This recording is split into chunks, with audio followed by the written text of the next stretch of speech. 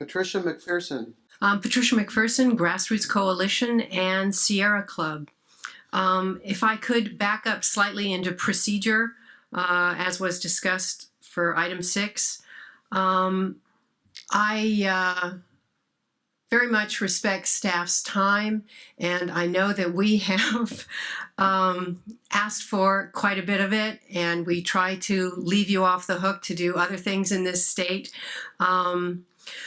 But we do appreciate it, and I want all of you up there to know that unlike the California Department of Fish and Wildlife, we come to you to bring you information of our own homework done on these issues. This is not a hobby. I'm an actor. I set aside my career. Some of you know some of what I've done, but I would love to go back to work.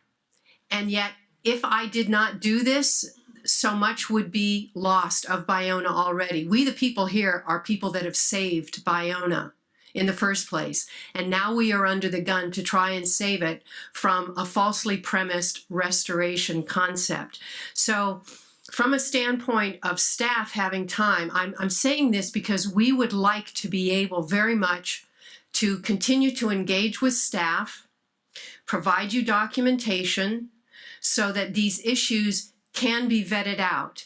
And I want you guys to know how, unlike the Department of Fish and Wildlife, which we also go to the Commission, Fish and Game Commission, we do not have the ability to vet these issues with them. Unlike the bonds, which said that the public would be embraced. We are the working group that are in all the bond documents, that we were to be embraced and part of this decision making. Well, the decision was already made in 2008 to destroy Ballona, dig it out. And ultimately, why I've brought you CDP 5-91463 is because when Ballona was divvied up back in 1990, this was Playa Vista's plan. You know, that to divvy this land out, it was a weak lawsuit with the Friends of Ballona, who later became, once they settled, Playa Vista. And Playa Vista is still running this ship. And it is so important for enforcement to be able to work with us and to have you listen to these issues, because we are not able to vet them with other agencies other than the Water Board and the AQMD and the Division of Oil and Gas, other agencies, and the City of LA, who we do also work with. So we wholeheartedly appreciate you listening to these issues. But I also want to remind you that, as Commissioner Peskin said, the role of this commission is to act as enforcers of the Coastal Act, whether it be an agency or a single-family homeowner, whatever. It is your job to treat us the same. And that is very important to us. What I brought you today was a news release. And I appreciate the fact that commissioners are talking about stepping up, and you're not paid to do this, to get involved in these issues, and we appreciate that. The Department of Fish and Wildlife never wanted to have oversight of Ballona. Indeed, the DEIR, or the Environmental Impact Review, was handed to them in 2012. As many of you know, they are late to the game in this. And I don't think they want to have the oversight for this site. As many of you also know, when I've been here with CDFW in the audience fielding questions for you, they turn to Playa Vista's consultants. It's Playa Vista's consultants that wrote this EIR, this documentation, and that's also why it's so faulty.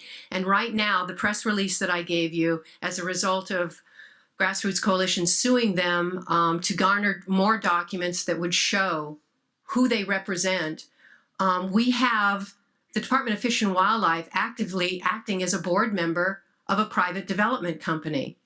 Also, which stems from 5-91-463, that the agencies were supposed to have oversight of Ballona wetlands and the freshwater marsh system, but it never happened. The Ballona Foundation that was supposed to be created, I believe it was called the Ballona Committee, it never gelled. And Playa Vista stepped into this interlude to create in 2000 the Ballona Wetlands Conservancy. And this is important, and all of you, I'm showing you the water issues again. is that the assertion of Fish and Wildlife stating that they're board members of this private Ballona Wetlands Conservancy, it matters because they're the very state agency sworn to protect Ballona wetlands. This is public trust land. And instead, they would be continuing to dry up and harm Ballona in order to promote their restoration plan, which is not theirs. It came from private entities also. Plan for Ballona, which is based upon the false premise that that only saltwater intrusion from the sea will help Ballona heal, when that is not true. The underlying freshwater aquifers, I have shown all of you, it's contrary to the law to harm all of those freshwater aquifers. Playa Vista is, in addition to the drains, the illegal drains that you have already found Fish and Wildlife guilty of violating the Coastal Act by allowing those drains to remain, the very entity that helped create the Bay Foundation, that helped create the EIR, was well aware of these drains all of those years and never did anything to stop this. Playa Vista is continuing to divert the water through this Ballona Wetlands Conservancy that the Fish and Wildlife is a part of as a board member. All that water going into the freshwater marsh that has a clay underlining, so it's not percolating down into the aquifers, it's being diverted out to sea, and you've seen that. The drains were also an act of diversion. I've worked with the City of Los Angeles in garnering the Playa Vista Methane Prevention, Detection, and Monitoring Program, all the methane mitigation systems out there. Whole nother story, but Playa Vista does need to de-water. And they take that water, because it's cheaper, and they send it off to the Department of Sanitation.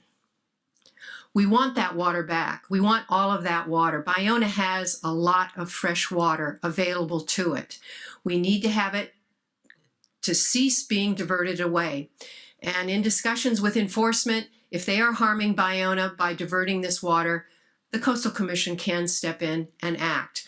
We are asking for that. We are also asking from a procedure and policy standpoint to be on guard for conflict of interest, which we believe is occurring here, incredibly so. And I don't think it's because Fish and Game is bad guys. There are plenty of biologists that have been very, very helpful all along the way with Ballona. But the thing is, they're underfunded too. I mean, look at our president. Look at what's happening to our environment, you know?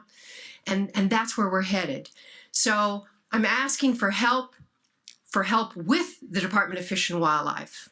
Because even the director is saying, well, it's ludicrous to say that we're diverting water from Ballona.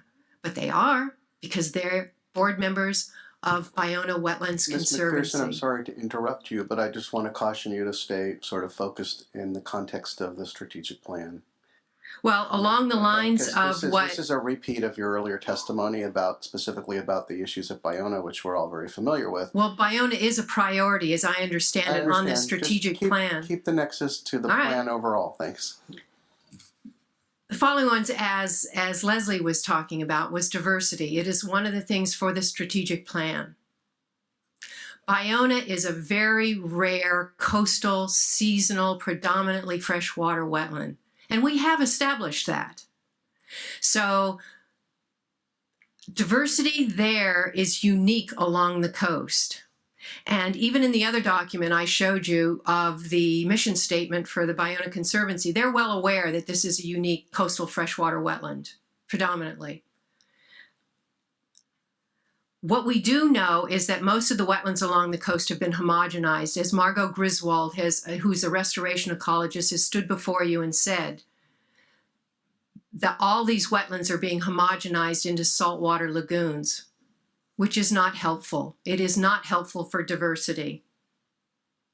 And culturally speaking, the Tongva Ancestral Territorial Tribal Nation, Tatton, the John Tommy video I have also played for you of issues that he is the leadership with regard to Ballona, and that it is a sacred site, which includes the waters as part of that sacred site that need to be protected.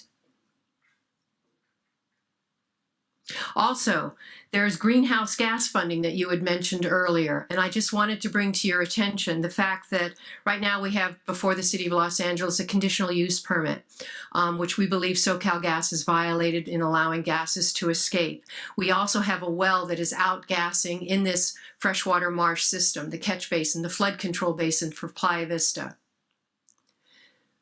If any of that funding can be broadened from certainly a standpoint of greenhouse gases, it is like an open pipeline of gas out there, outgassing in the marsh, to which we now have Dogger, and we have the city's former City of LA experts saying how dangerous this is. So if these are issues that can be translated into avenues of potential for the Coastal Commission to be able to address, just as orphan wells are being addressed, we would be very glad to take these issues to our senators, to our assembly people, and ask for more money for help and have that money go to the Coastal Commission.